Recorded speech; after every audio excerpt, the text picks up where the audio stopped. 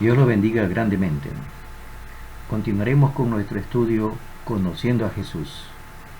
Y como es nuestra costumbre, haré un repaso de lo que se vio en la lección anterior.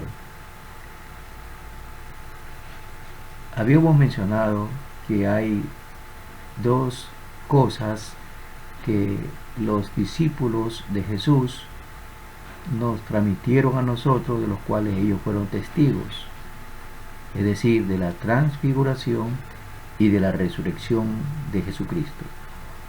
Ellos lo hicieron a través de escritos, a través de los evangelios, y esta fuente bíblica es la que nosotros hemos utilizado como una referencia histórica y verdadera. Los tres apóstoles de Jesús, Pedro, Jacobo y Juan, fueron testigos de la transfiguración, y en ese efecto ellos escucharon la voz de Dios que decía que Jesús es su Hijo amado y aquel a quien deben de escuchar, a quien se debe de obedecer.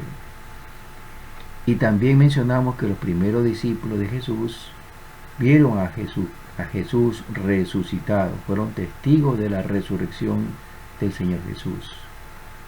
Y decíamos que esa fue la razón por la cual ellos no tuvieron temor de la persecución que padecieron ni de la muerte que sufrieron, ya que así como vieron a Jesús morir y luego resucitar, estaban convencidos que ellos también resucitarían. Si Jesús no hubiese resucitado, decíamos, los discípulos no hubiesen sacrificado sus vidas por una mentira. Nadie muere por una mentira. Ellos estaban convencidos y habían visto con sus propios ojos al Señor Jesús resucitado. Bueno, esa fue la base principal, a manera de resumen, de lo que vimos en la lección anterior. En esta lección vamos a tratar de responder una pregunta: ¿quién es Jesús? Uno de los términos que se emplean para referirse a Jesús es el Hijo del Hombre. Este término, el Hijo del Hombre, es utilizado desde el Antiguo Testamento y tiene prácticamente dos significados. Por un lado, se refiere al ser humano. Por ejemplo, al profeta Ezequiel muchas veces se lo llama hijo de hombre, al decirle humanos, ser humano u hombre. Y en segundo lugar, se refiere también a un ser divino, como aparece en el relato del libro de Daniel, que le voy a leer, capítulo 7 de Daniel, versículos desde el 13 hasta el 14.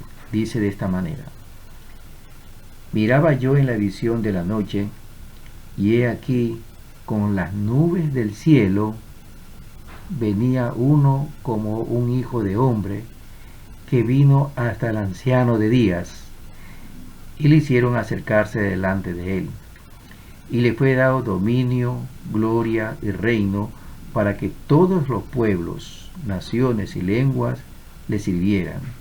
Su dominio es dominio eterno, que nunca pasará, y su reino uno que no será destruido.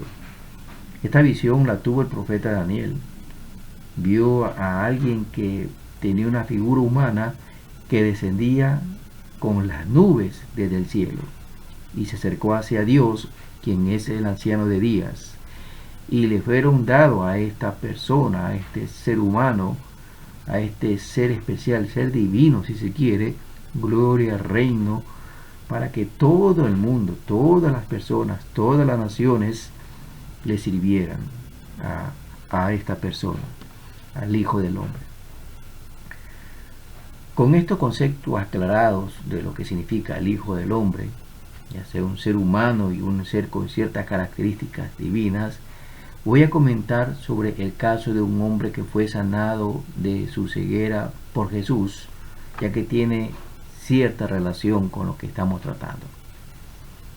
Como este hombre había nacido ciego, desconocía muchas cosas, entre ellas no sabía quién era Jesús, nunca lo había visto, pero parece ser que conocía bien el significado del término Hijo del Hombre.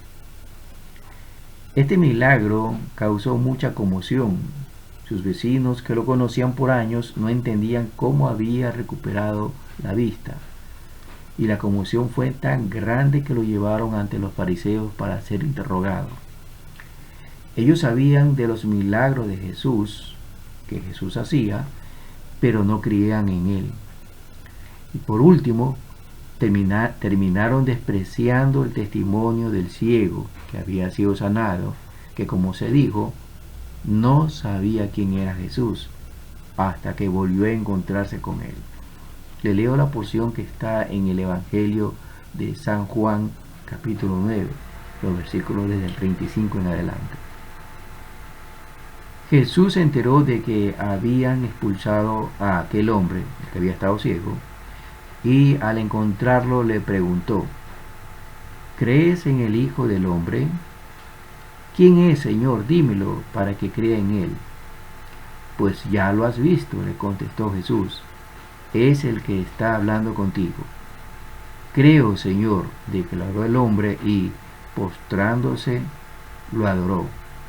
Entonces Jesús dijo: yo he venido a este mundo para juzgarlo, para que los ciegos vean y los que ven se queden ciegos. No cabe la menor duda que el personaje bíblico Hijo del Hombre es un ser que merece adoración, de acuerdo a este pasaje. Podría decirse que es el único humano que es digno de ser adorado, cual si se tratase de un ser divino. Este Hijo de Hombre tiene su propia gloria. Mencionaré unas pocas características de este personaje bíblico que están registradas en los evangelios.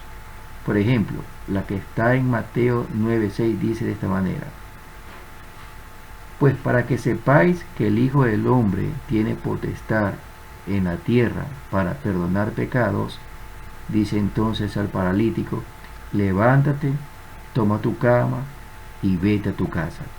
Este es el pasaje en el cual unas personas habían llevado un paralítico delante de Jesús, y Jesús le había dicho: tus pecados te son perdonados. Y como la gente, sobre todo los líderes religiosos, comenzaron a murmurar en contra de él, él preguntó: ¿qué es más fácil decir, tus pecados te son perdonados, o decir al paralítico, levántate, toma tu lecho y vete a tu casa? Entonces ahí él dice: para que sepáis que el Hijo del Hombre, que él tiene autoridad para perdonar pecados, entonces el Señor viene y lo sana, demostrando que él tiene poder tanto para sanar como para perdonar. El Hijo del Hombre también es el Señor del sábado. Esta es otra escena que la encontramos en Marcos 2:28. También está en Mateo, pero voy a leer el texto de Marcos. El versículo 27 dice: también le dijo: el día de reposo fue hecho por causa del hombre, y no el hombre por causa del día de reposo. Por tanto, el Hijo del Hombre es Señor aún del día de reposo. Es decir, el Hijo del Hombre, Jesús, está por encima de toda actividad religiosa, aún de las que Dios ha dado. Él está por encima, Él es superior. Él es Señor en toda actividad o en toda exigencia religiosa. Y una tercera cosa que quiero mencionar con respecto a la grandeza, si se quiere, del Hijo del Hombre, es que Él va a venir en su gloria. Eso encontramos en muchos textos de Mateo, de Marcos y de Lucas, en algunas partes. Voy a leerle solo la que está en Marcos 8:38. Dice de esta manera: porque el que se avergonzare de mí y de mis palabras en esta generación adúltera y pecadora, el Hijo del Hombre se avergonzará también de él cuando venga en la gloria de su Padre con sus santos ángeles. El Hijo del Hombre, Jesús, vendrá en la gloria de Dios, en la gloria de su Padre, con los ángeles de Dios, con los ángeles del Señor. A pesar de indicar que Jesús, como el Hijo del Hombre, está lleno de gloria y de autoridad, también es manifestada su humildad y su actitud de servicio. Voy a leerle en Marcos 10:45, dice lo siguiente: porque el Hijo del Hombre no vino para ser servido, sino para servir y para dar su vida en rescate por muchos. Y otra cosa que voy a mencionar es que no tuvo ninguna posesión en la tierra. Dice en el Evangelio de Lucas 9:57 y 58. Yendo ellos, uno le dijo en el camino: Señor, te seguiré a donde quiera que vayas. Y le dijo Jesús: las zorras tienen guaridas y las aves de los cielos nidos, mas el Hijo del Hombre no tiene dónde recostar la cabeza. Jesús es el Hijo del Hombre. Como tal vivió en humildad, sirvió a la humanidad, dio su vida en rescate por muchos, es quien perdona los pecados, está por encima de toda creencia religiosa, está a la diestra de Dios en su reino, y vendrá en su gloria para hacer juicio a toda la humanidad. Terminaré haciendo la misma pregunta que Jesús le hizo al hombre que había recuperado la vista. ¿Usted cree en el Hijo del Hombre? ¿Usted cree en Jesús? Espero que estas enseñanzas le estén ayudando a conocer más a Jesús y más a creer en Él. Que el Señor lo bendiga grandemente.